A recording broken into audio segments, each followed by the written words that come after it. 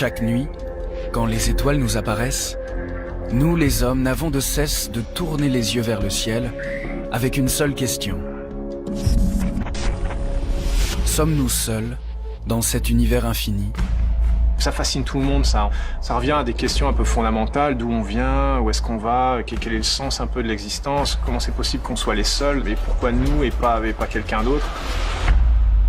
Et si d'autres êtres vivants existent, où sont-ils ? Sur la face cachée de la Lune ? Sur Mars ? Encore plus loin ? Et à quoi ressemblent-ils ?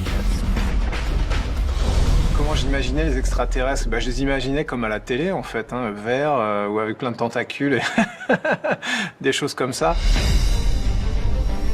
Mais bon, c'est vrai que maintenant, à l'âge adulte, on a tendance à se dire que ça, c'est plutôt du domaine d'Hollywood que de la réalité, pour l'instant. Maintenant, les extraterrestres, pour moi, c'est plutôt des petites bactéries qu'on va aller trouver dans le sol de Mars.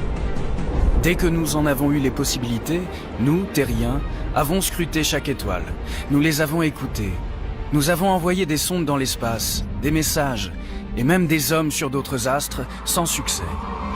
C'est un sujet qui a toujours fasciné l'humanité. Je dirais que depuis 5000 ans, depuis que l'homme a levé les yeux vers le ciel, il s'est posé cette question. Est-ce qu'on est seul dans l'univers ? Et on n'a pas beaucoup avancé sur le sujet. Pourtant, depuis quelques décennies, avec l'exploration de Mars et la découverte de milliers de planètes en dehors de notre système solaire, l'espoir de répondre à cette question renaît. Les gens se demandent s'ils sont seuls depuis la nuit des temps, on va dire. Maintenant, depuis, on va dire, 25 ans, on n'a pas la réponse, mais on sait ce qu'il faudrait faire pour avoir la réponse.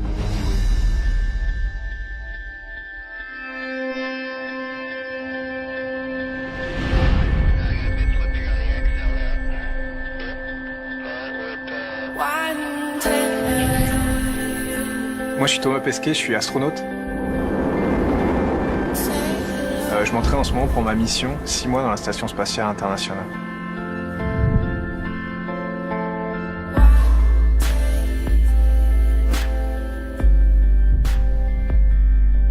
Les conquêtes spatiales de demain, je pense que c'est super important et que ça concerne tout le monde.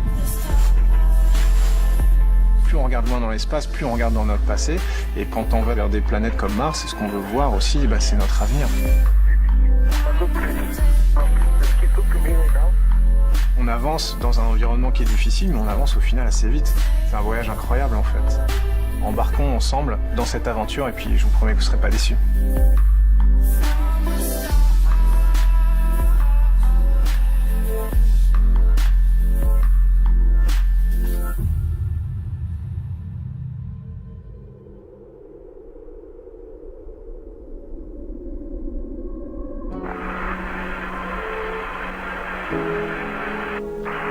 This is Houston. You are go for LOI, over. Roger, go for LOI. And we've had loss of signal as Apollo 11 goes behind the moon. Pour trouver des traces de vie extraterrestre, le premier endroit où l'humanité a cherché, c'est sur la Lune. Le 20 juillet 1969, pour la première fois de notre histoire, un terrien foule le sol d'un autre astre. There you go. That's one small step for man, one giant leap for mankind. Ce jour-là, le monde entier est rivé à un écran de télévision, avec une seule question en tête. Roger. And we're getting a picture on the TV. Y a-t-il de la vie extraterrestre sur la Lune ? Absolutely no trouble to walk around. It has a stark beauty all its own. It's like much of the high desert of the United States. It's different, but it's very pretty out here. À première vue, les hommes de la mission Apollo 11 ne remarquent aucun signe de vie en surface. Mais qu'en est-il dans le sol lunaire ? Y a-t-il des bactéries, des traces d'eau ?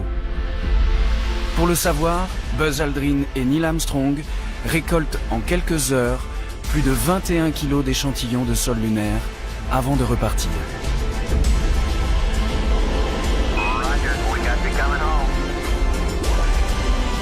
Quand le 24 juillet à 17h51, la capsule amérit dans l'océan Pacifique, l'équipage est immédiatement mis en quarantaine pendant 21 jours. Le but étant de s'assurer que ces hommes n'avaient pas rapporté des éléments peut-être biologiques qui auraient pu contaminer la Terre, comme un virus. Après plusieurs séries d'analyses, rien n'est détecté. Aucun élément biologique ni sur les hommes, ni dans les échantillons. La Lune est déclarée stérile. Notre satellite ne présente aucune trace de vie extraterrestre. L'année suivante, la NASA tente cette fois d'envoyer des messages à ces possibles extraterrestres. En 1970, une plaque est apposée sur la sonde Pioneer, premier engin terrien à explorer notre galaxie au-delà de notre système solaire, et toujours en mission. Et les Américains ont pensé à tout. À bord de Pioneer 10, ils ont placé une plaque portant un message qu'ils estiment universel. Voici l'atome d'hydrogène, parce qu'il est le corps le plus simple. Ceci, c'est une carte de l'espace, indiquant des directions de radiosources, directions écrites en langage binaire. Ceci, c'est notre espèce, avec derrière la silhouette de l'engin pour donner une échelle.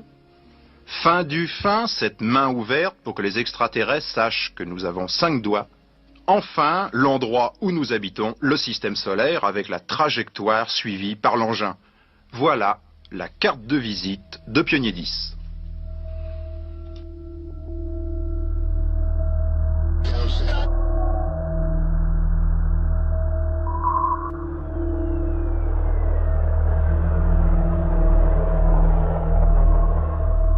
D'autres messages suivront. 7 ans plus tard, cette fois c'est un disque qui embarque sur la sonde Voyager, avec des bruits naturels de la Terre.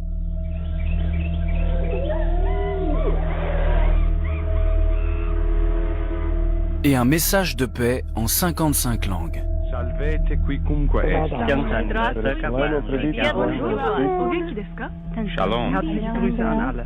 Hello from the children of planet Earth. Je pense que surtout ce qu'il faudra convaincre les formes de vie évoluées, c'est qu'on ait de bonne volonté en tant qu'espèce. Ce qui est pas toujours super convaincant, mais je pense que globalement on l'est quand même. Mais c'est surtout ça qu'il faut dire, c'est que on vient en paix et puis on n'est pas belliqueux en tant qu'espèce. On l'est parfois malheureusement beaucoup trop sur Terre, mais globalement je pense qu'on ne l'est vraiment pas. Beaucoup de gens pensent que nous envoyons des messages dans l'espace en attendant que les extraterrestres répondent. Je veux dire, nous pouvons le faire, et nous l'avons fait, un peu, mais ça prend évidemment du temps d'obtenir une réponse. Ça peut même prendre des centaines, voire des millions d'années. Donc ce n'est peut-être pas l'expérimentation la plus intéressante, mais au moins ça a été fait la plupart du temps. C'est une sorte de projet de démonstration, juste comme ça. Il y a eu un message qui a été envoyé depuis le télescope Arecibo à Porto Rico. Il me semble que c'était en 1974. Et vous savez, c'était un message très succinct. C'était environ 1700 bits. Vous savez, il y a beaucoup plus d'informations dans un paragraphe de n'importe quel bouquin que dans ce message. Mais c'était quand même amusant. La NASA a envoyé une musique des Beatles en direction de l'étoile du Nord.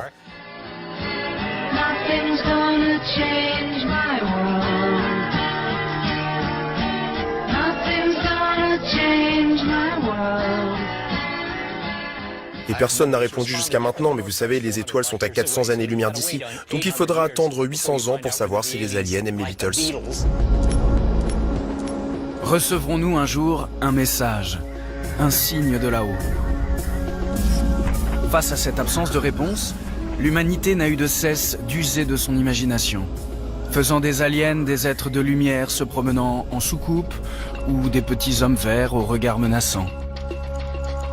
Si on trouvait des extraterrestres un peu comme dans les films, ils auront forcément une tête bizarre, mais de toute façon, la vie sur Terre, à part qu'on y est habitué, mais vous regardez une girafe ou une crevette, c'est bizarre. Enfin, ça a une forme, voilà. Alors après, on est habitué, mais il n'y a pas de raison qu'un extraterrestre nous ressemble plus qu'on ressemble à une crevette ou à une girafe. Mais si la vie extraterrestre n'était pas ce à quoi l'on s'attendait. Quand on parle de vie, on est extrêmement modeste et humble. On ne parle que de la vie la plus simple qui soit, la bactérie. Et on est absolument incapable de broder une vie plus évoluée. On n'en sait strictement rien.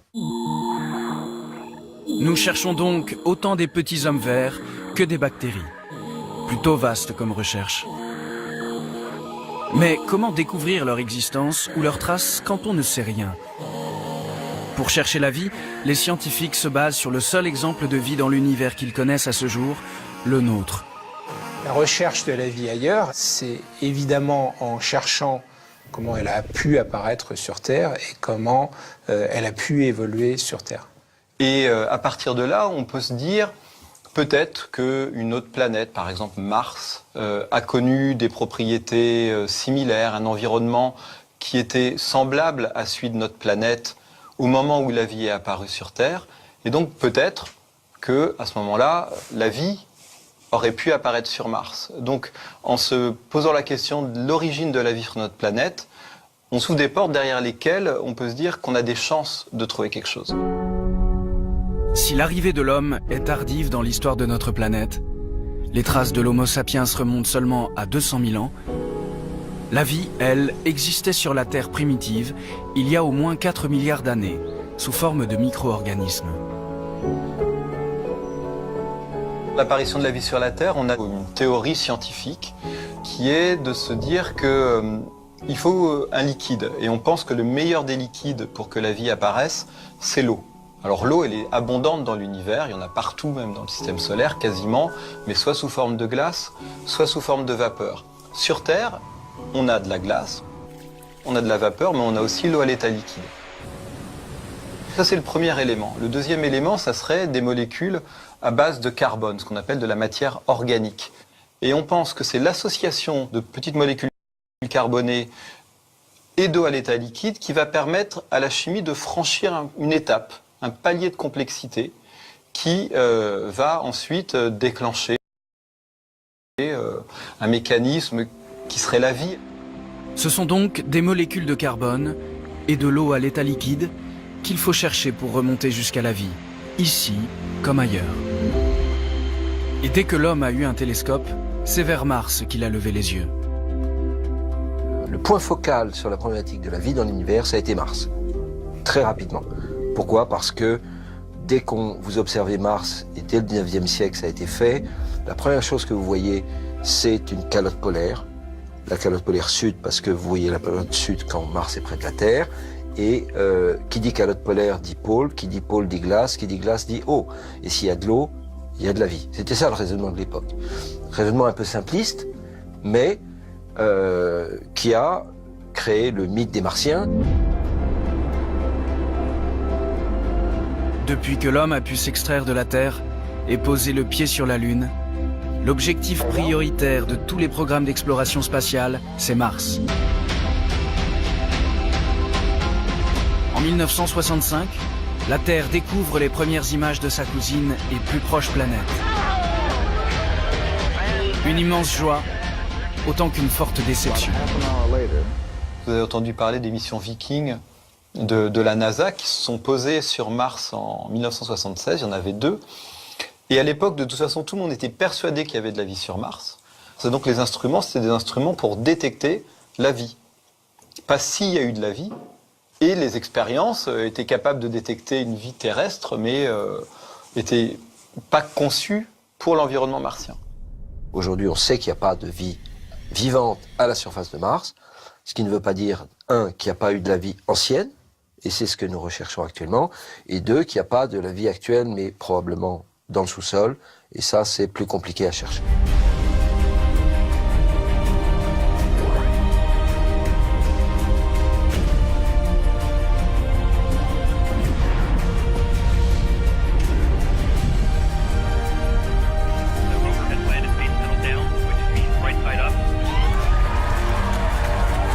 Depuis son atterrissage dans le cratère Gale, le 6 août 2012, le rover américain Curiosity explore toujours la planète Mars. Sa mission ? Déterminer si l'environnement martien a permis l'apparition de la vie. On a beaucoup de mal à avoir des choses certaines et figées pour les plus anciennes traces de vie sur notre planète. Donc ça serait illusoire de s'imaginer qu'on va arriver sur Mars et qu'on va piocher un caillou et qu'on aura réglé la question une fois pour toutes. Alors peut-être Peut-être si on trouve un os de dinosaure, si on voit encore des organismes vivants à la surface de Mars actuellement. Mais je pense que très probablement, ça sera un travail de longue haleine qui nécessitera sans doute un retour d'échantillons.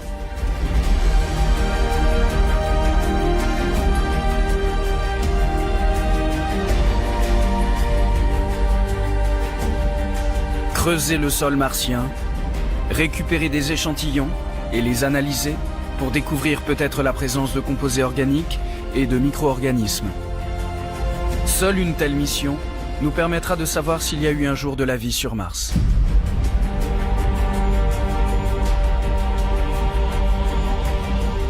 À l'échelle de 20 ans, on va rapporter secret. Sous leur épaisse couche de glace se trouvent des océans. Et surtout, cet océan est en contact avec des roches. Et donc, qu'est-ce qui se passe quand l'eau est en contact avec des roches? L'eau devient salée.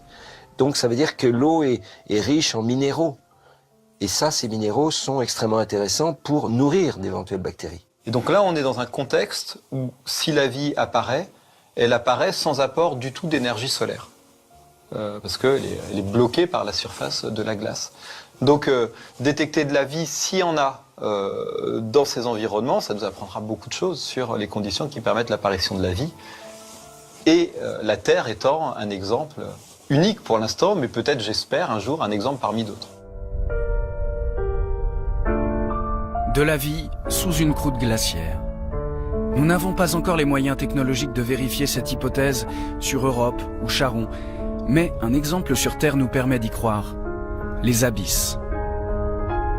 Tout au fond des océans, là où aucun rayon solaire ne pénètre, la vie foisonne. Près de sources hydrothermales, des créatures se sont adaptées à leur milieu extrême. Donc on se rend compte que sur Terre, en tout cas, la vie a réussi à s'approprier, à s'adapter à quasiment toutes les conditions qu'on peut imaginer trouver sur Terre. Ces découvertes récentes ouvrent de nouvelles perspectives. La vie pourrait peut-être être encore bien plus diverse et omniprésente dans notre système solaire et au-delà. C'est frustrant parce qu'on aimerait bien savoir tout de suite s'il y a des extraterrestres. En tout cas, pour l'instant, on ne sait pas où placer le curseur entre on est seul dans l'univers, ce qui serait quand même, je pense, plus compliqué à expliquer qu'il y a de la vie ailleurs dans l'univers. Et l'autre niveau, ça serait de se dire à chaque fois qu'il y a de l'eau liquide et de la matière organique, à tous les coups on gagne et il y a de la vie. Et donc à ce moment-là, on en trouvera sur Mars, on en trouvera dans les océans d'Europe, on en trouvera partout. Mais dans le système solaire, si la vie n'apparaît qu'une fois sur 10 quand il y a de l'eau liquide et de la matière organique, voilà, on est là et on est content, il y en a sur Terre, mais par contre, une fois sur 10, on en trouvera dans les exoplanètes. Depuis 1995, nous avons la preuve que notre système solaire n'est pas unique. L'univers regorge d'étoiles, qui ont chacune des dizaines de planètes autour d'elles. Celles qu'on appelle des exoplanètes abritent peut-être de la vie. Je suis pas à la chasse aux exoplanètes au jour le jour, j'ai pas le temps de faire ça, mais c'est vrai que régulièrement je m'intéresse et je vois surtout quand c'est des exoplanètes qui ont des caractéristiques proches de la Terre, ce qui arrive quand même assez souvent dans des zones proches de leur étoile où les conditions de température, de pression feraient que la vie telle qu'on la connaît nous serait possible. On a eu récemment une exoplanète avec une structure où on avait l'impression qu'elle était humaine, qui tournait autour, une espèce d'étoile noire là. Donc ça fait fantasmer un peu tout le monde. Bon, au final, c'était pas le cas, mais régulièrement, on a une annonce un peu comme ça, et on voit bien que tout de suite, les gens ont tendance à s'emballer parce que quand on dit on a trouvé la sœur jumelle de la Terre, et ben là, boum, ça intéresse pas seulement la NASA ou l'ESA, mais ça intéresse tout le monde. Les gens se disent ah bon, et ils lisent l'article. C'est marrant quand même.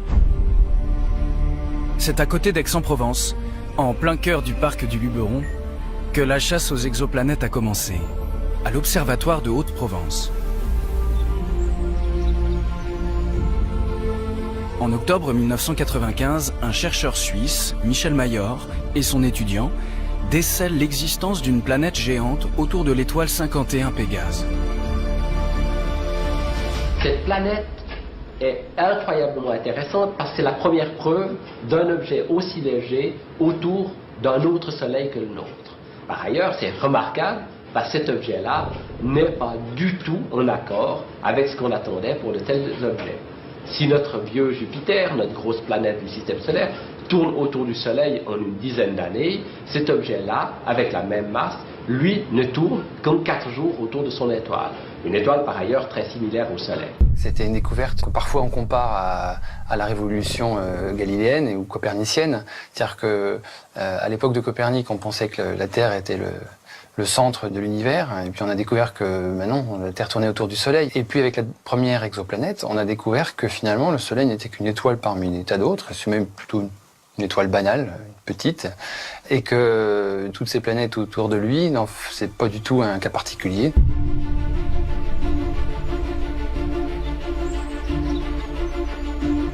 Avec son spectrographe nouvelle génération, le télescope de l'Observatoire de Haute-Provence compte toujours parmi les meilleurs au monde. Une chance pour l'astrophysicien et chasseur de planètes Guillaume Hébrard.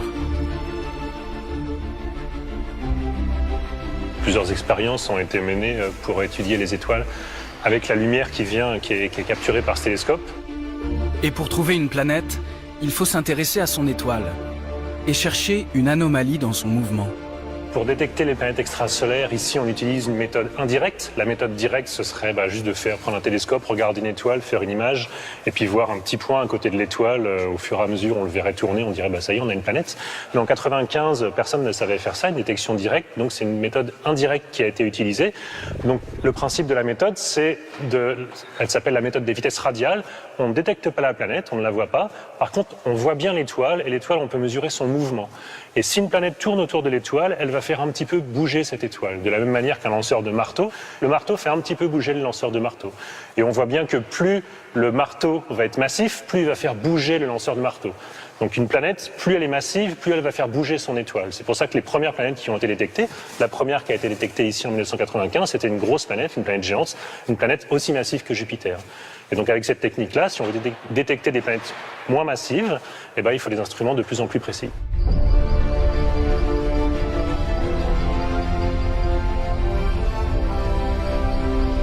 Et grâce à ce spectrographe, Guillaume Hébrard a déjà participé à la détection de dizaines de planètes.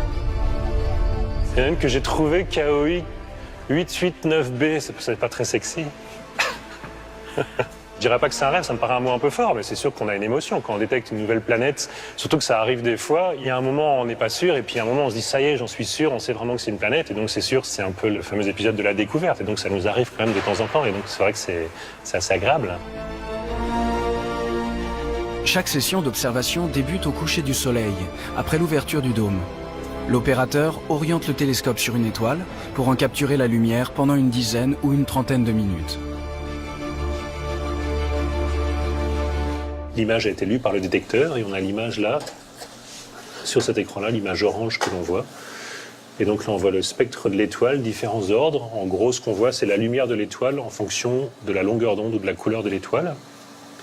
Et puis nous, on utilise toutes ces raies d'absorption pour mesurer très précisément la vitesse de l'étoile, la vitesse radiale de l'étoile par effet Doppler.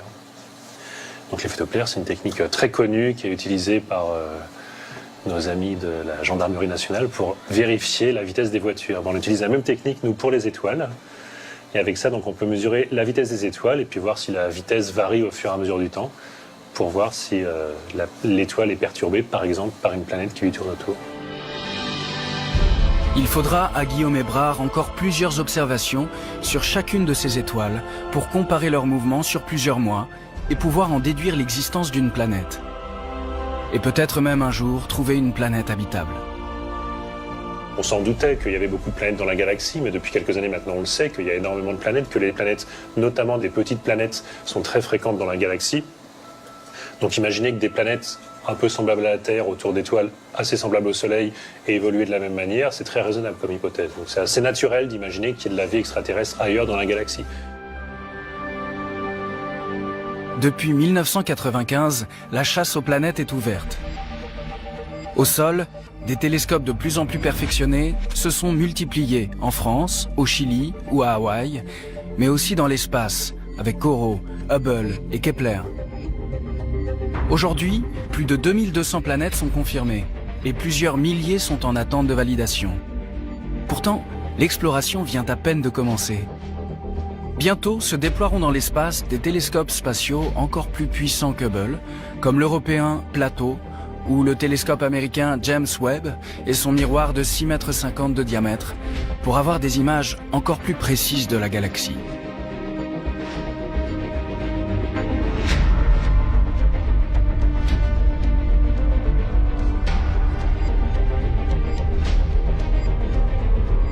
Les décennies qui viennent nous permettront de découvrir des milliers de planètes.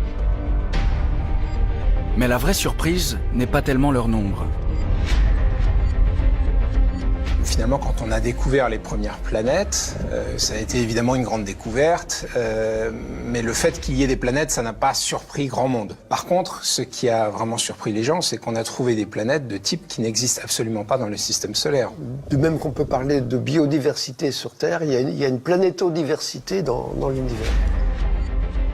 Dans cette ménagerie de planètes, la vie se cache peut-être sur une sœur jumelle de la Terre, avec d'autres êtres vivants. Mais très vite, évidemment, on s'est dit, mais s'il y a des tas d'exoplanètes, il y a sans doute des tas d'exoplanètes rocheuses, et puis parmi ces tas d'exoplanètes rocheuses, il y en a sans doute énormément qui sont ce qu'on appelle dans la zone habitable, c'est-à-dire à la bonne distance de leur étoile pour être ni trop chaude ni trop froide, pour avoir de l'eau, parce que là encore, la vie est apparue sur Terre grâce à l'eau, donc on n'imagine pas trop comment elle pourrait apparaître sans eau. Si les scénarios d'apparition de la vie sont justes, la vie pourrait surgir n'importe où dans cette zone habitable. Mais une fois que nous avons défini un tel périmètre, comment détecter la vie depuis l'autre bout de la galaxie? Aujourd'hui, le moyen qu'on puisse imaginer qui ne soit pas de la science-fiction, c'est ça, c'est d'arriver à détecter des traces de vie dans une atmosphère, puisque la vie modifie la composition de l'atmosphère.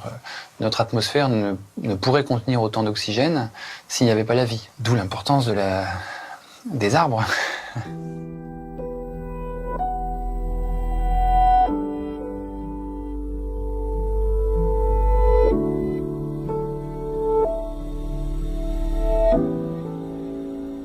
Alors, il y a un autre indice, c'est que sur Terre, quand vous regardez la Terre de très loin, de façon tellement loin que ce n'est qu'un point, elle a des couleurs caractéristiques de la végétation, globalement.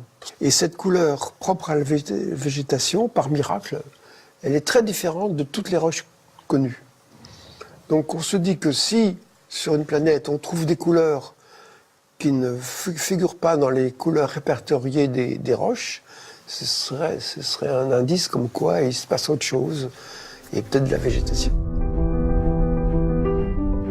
C'est donc en décodant la composition de l'atmosphère de ces planètes que nous pourrons dire si la vie est ou a été présente. Et ce qui compte aussi, autant que la découverte, maintenant, c'est l'exploration.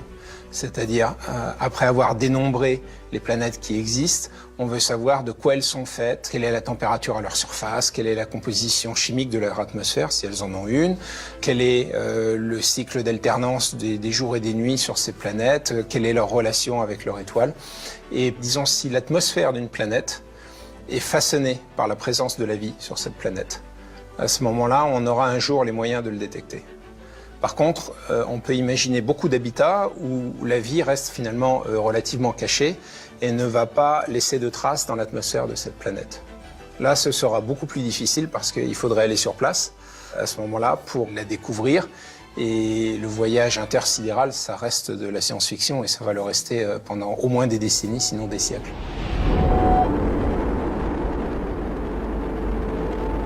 Cela fait seulement 50 ans que nous maîtrisons le voyage intersidéral. Pour l'instant, nous sommes limités à l'espace proche. Nos missions nous emmènent à 400 km de la Terre, dans la Station spatiale internationale. Quand le 15 novembre 2016, je m'extrairai du sol, ma fusée Soyouz ne mettra que 6 heures pour atteindre l'ISS. Pour Mars, il faudra pas moins de 6 à 9 mois de vol aux futurs astronautes pour atteindre la planète rouge.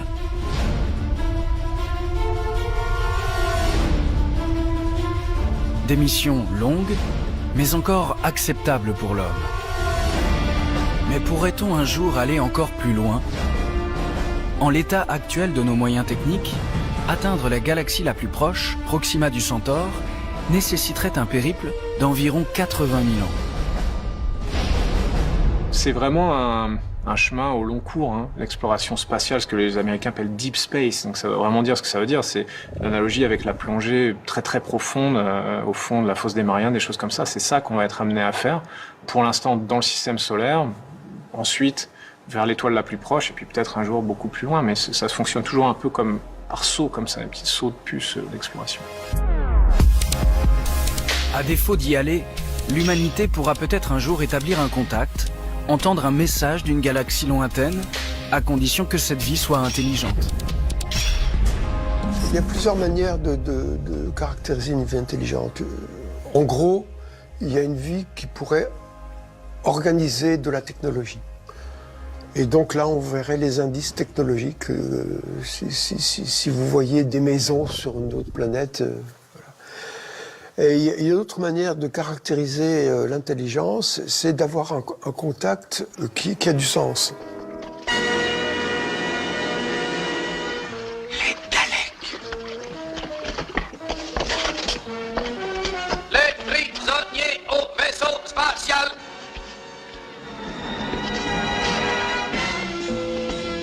Est-ce que cette vie évoluée sur le plan technologique, on ne pourrait pas en capter des preuves? Il y a plusieurs idées qui sont derrière tout cela, notamment ce qu'on appelle le SETI. Le SETI, Search for Extraterrestrial Intelligence, ça consiste à écouter un signal dont la signature serait sans conteste d'origine artificielle et non pas naturelle. Un programme international parti de l'idée originale d'un jeune scientifique dans les années 1960. En 1960, Frank Drake était un jeune astronaute qui travaillait à la radio nationale de l'Observatoire astronomique. D'autres personnes réfléchissaient à une expérimentation permettant d'utiliser leurs nouvelles antennes. Quand il est arrivé avec cette idée, « Hey, vous savez ce qu'on pourrait faire en dehors de nos habituelles recherches astronomiques ? On pourrait essayer de capter un signal et voir si quelqu'un ne serait pas en train d'essayer de nous contacter. Pas un homme, mais un alien. » Pendant plusieurs semaines, il a tous les jours dirigé l'antenne vers les étoiles les plus proches, en espérant découvrir des planètes abritant des êtres et ayant des radiotransmetteurs. Il ne parvenait pas à les entendre, mais c'était quand même le début du SETI moderne. Un essai de 2 semaines que la NASA va développer pendant près de 30 ans, avant d'abandonner le projet faute de découverte. Depuis, ces recherches dépendent de financements privés. En 2015, un entrepreneur russe a complètement relancé ses écoutes avec un programme de 100 millions de dollars nommé Breakthrough Listen sous l'autorité du célèbre physicien Stephen Hawking. It's time to commit to finding the answer to search for life beyond Earth. We are live, we are intelligent, we must know. Avec cette initiative, astronomes et astrophysiciens du monde entier ont reçu des financements qui leur permettent d'utiliser plus régulièrement les plus grandes oreilles de la Terre, les radiotélescopes. Celui d'Arecibo, sur l'île de Porto Rico, celui de Parkes, en Australie, ceux d'Allen Array, en Californie, et celui de Green Bank, à 300 km de Washington.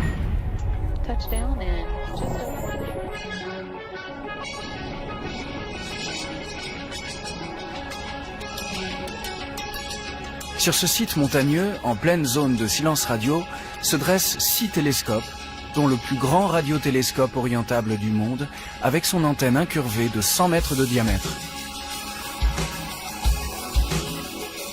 Le docteur Karen O'Neill assure la direction du site.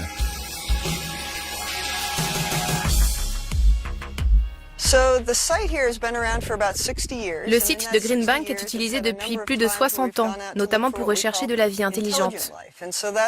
On cherche un signal venant de l'espace qui serait clairement artificiel, c'est-à-dire qui n'aurait aucune origine naturelle connue.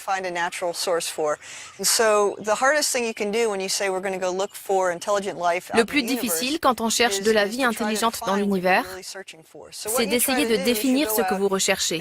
Car quand vous pointez votre télescope, vous captez toutes sortes de signaux, des tonnes de signaux. Donc dans un premier temps, vous devez éliminer tout ce que vous connaissez qui est produit par la nature. Après, il vous reste quelques signaux, et là vous vous demandez, est-ce que l'homme aurait pu les créer?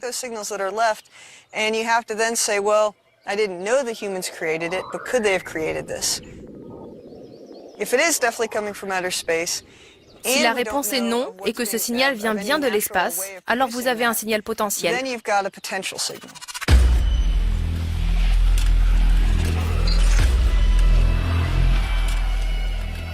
Partout dans le monde, des chercheurs de toutes disciplines orientent depuis leurs ordinateurs le radiotélescope vers l'étoile ou le système planétaire qu'ils veulent écouter. C'est ici qu'on contrôle tous les télescopes du site. Nous avons un opérateur sur le site 24 heures sur 24, 7 jours sur 7, pour surveiller les télescopes, et notamment celui de Green Bank. De temps en temps, l'opérateur conduit un projet. Mais la plupart du temps, il surveille simplement ce qui se passe. En ce moment, nous sommes en train de changer de projet. Nous avons des observateurs partout dans le monde qui vont sur Internet et programment eux-mêmes le télescope. L'opérateur surveille seulement ce qui se passe.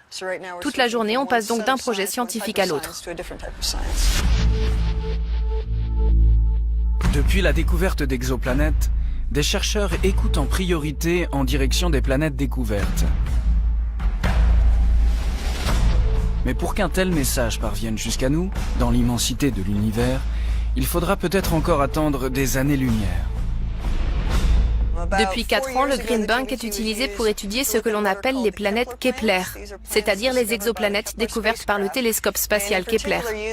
Le Green Bank sert aussi à écouter les planètes les plus similaires à la Terre pour rechercher un signal.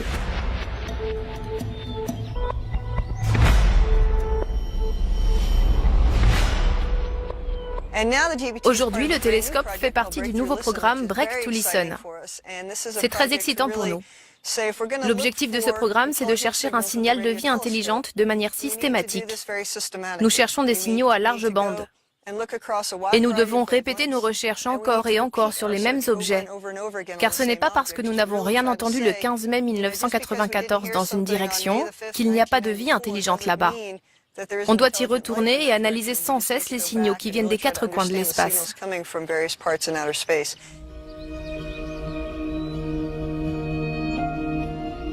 Pour l'instant, en 56 ans d'écoute, aucun signe de vie n'a été repéré, mais si les extraterrestres sont aussi bruyants que nous, cela pourrait nous faciliter la tâche.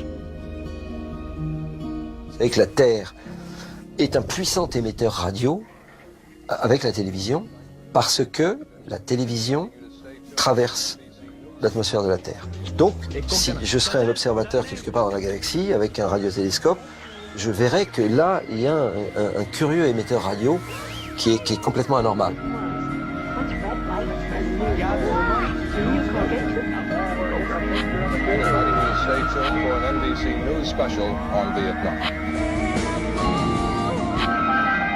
Depuis plus d'un siècle, tous nos programmes de radio et de télévision, via leurs ondes hertziennes, se propagent tout autour de notre planète, jusque dans l'espace. Tous les jours et à n'importe quelle heure de la journée, nous envoyons des ondes pour la télévision et la radio. Et ces ondes se propagent dans l'espace. L'appareil qui diffuse le signal le plus fort depuis la Terre est le radar. Donc nous envoyons déjà le signal de notre présence.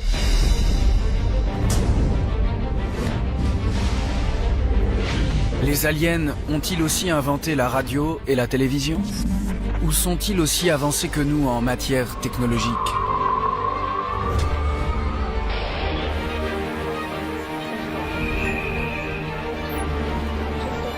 C'est le pari d'une équipe scientifique américaine qui s'est lancée à leur recherche.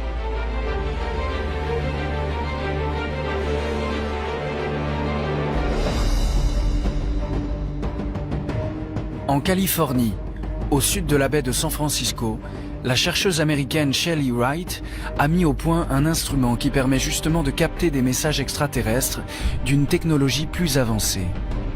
Installée sur le télescope de l'observatoire Lick sur le mont Hamilton, cette innovation est une première mondiale. Nous sommes ici pour chercher de la vie extraterrestre intelligente à partir de signaux infrarouges. Ici, nous utilisons des détecteurs pour rechercher des impulsions lumineuses infrarouges proches, de celles qu'une civilisation extraterrestre pourrait utiliser dans l'univers pour communiquer sur de longues distances interstellaires.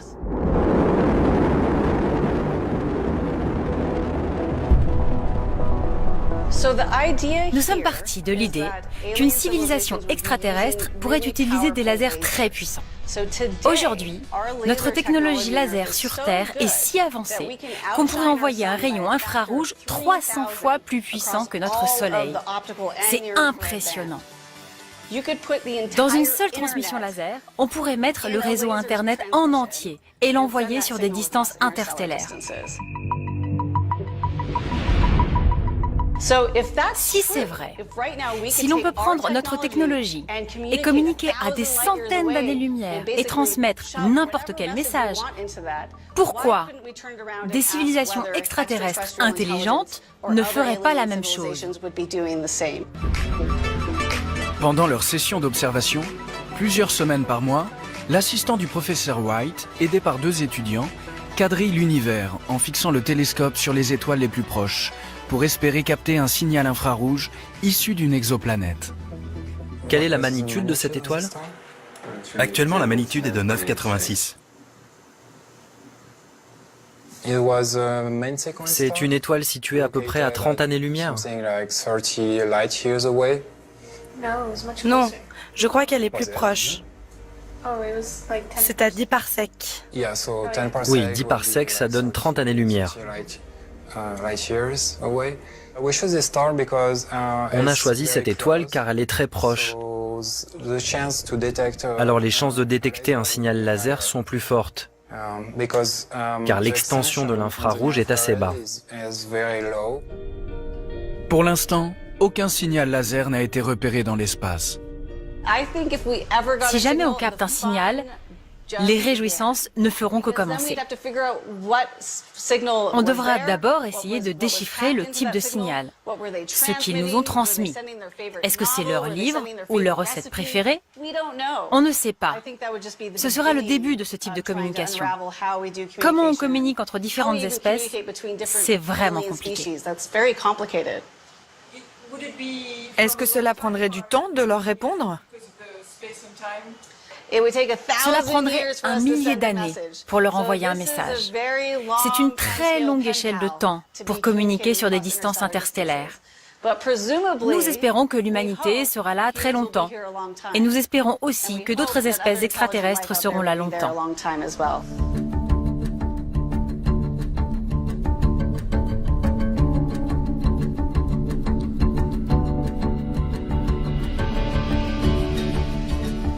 Que faire si le professeur Wright, ou une des nombreuses oreilles terriennes, capte un message extraterrestre qui nous est adressé? Sera-t-on capable de le déchiffrer?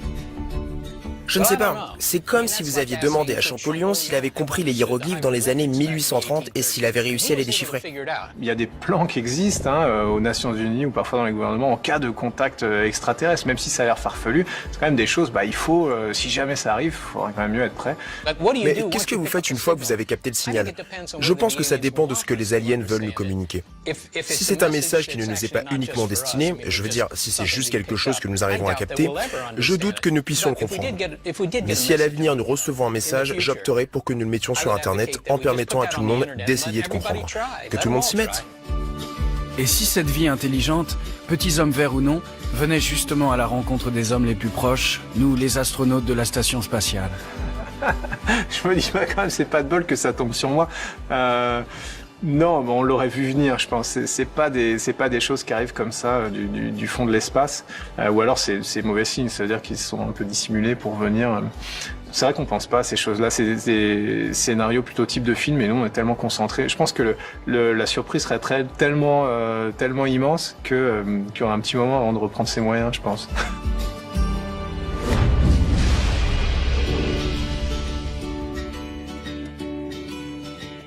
Alors, contrairement à ce que certains peuvent penser, en fait, nous ne sommes pas si près que cela à un contact, à une rencontre du troisième type. En revanche, ce qui est important, c'est d'en parler de considérer que cela peut arriver et que cette question d'autrui, elle ferait vraiment partie de notre quotidien.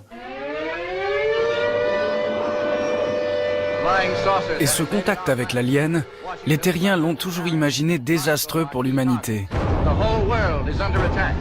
Viendrait-il uniquement pour nous exterminer ou nous réduire en esclavage? La rencontre entre deux êtres vivants, c'est un risque permanent. Et nous savons que ça peut être au profit et au détriment, en fait, de l'un et de l'autre de ceux qui se rencontrent. Donc, effectivement, dans l'histoire de l'humanité, on a l'habitude de rappeler la découverte par l'Ancien Monde des habitants du Nouveau Monde a été au détriment des habitants du Nouveau Monde.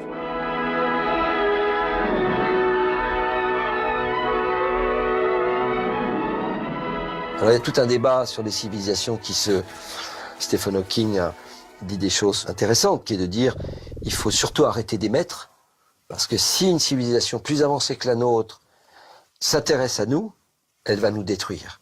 L'histoire a montré que dès que deux peuplades se rencontraient, l'une étant plus puissante que l'autre, elle détruisait l'autre. Donc le risque, c'est d'être détruit.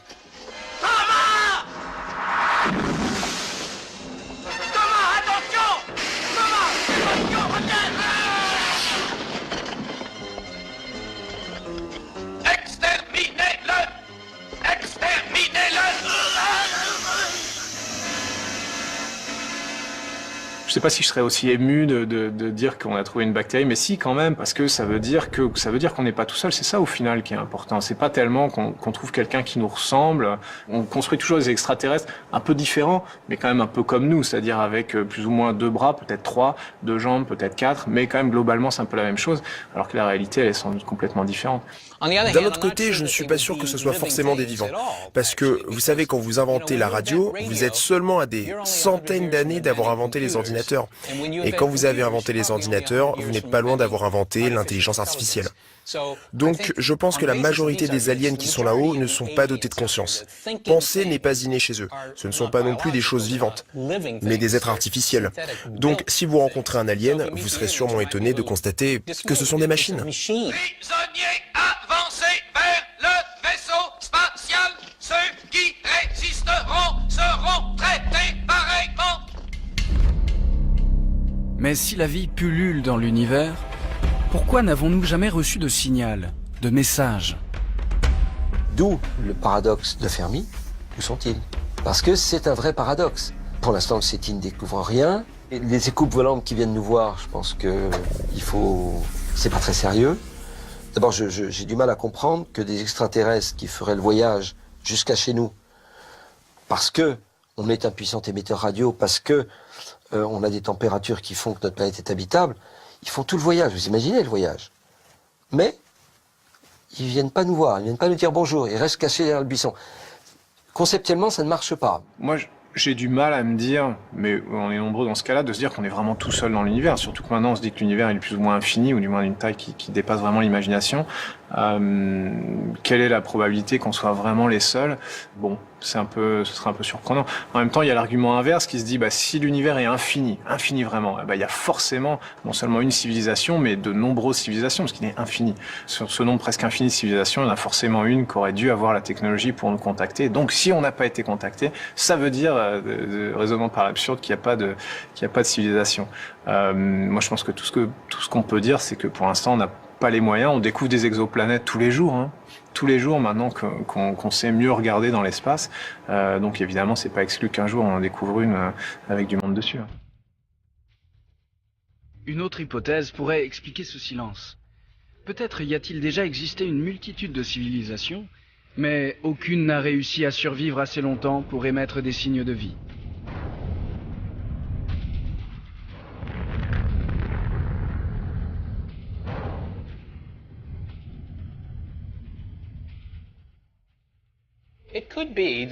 Il est possible qu'il y ait eu de la vie sur certaines planètes et que des espèces dotées d'intelligence aient pu se développer.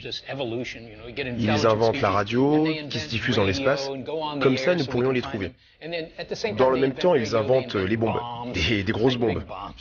Et tout explose. Peut-être que ça arrive souvent. Et ça pourrait même nous arriver, non? Mais d'un autre côté, si l'on n'entend aucun signal, cela voudrait dire que toutes les civilisations ont échoué. Vous savez, ça me paraît peu probable et difficile à croire que 100% des espèces intelligentes se détruisent sur le champ. Honnêtement, je ne suis pas aussi pessimiste. Donc nous n'avons qu'à attendre, qu'à chercher, qu'à être curieux, qu'à scruter le ciel, qu'à envoyer des sondes, envoyer des aides, parce que la question est ouverte. La découverte de la vie extraterrestre, qu'elle soit bactériologique ou intelligente, sera sans nul doute pour l'humanité le plus grand événement depuis l'apparition de la vie sur Terre, tout autant que celle de la preuve de notre solitude dans le cosmos.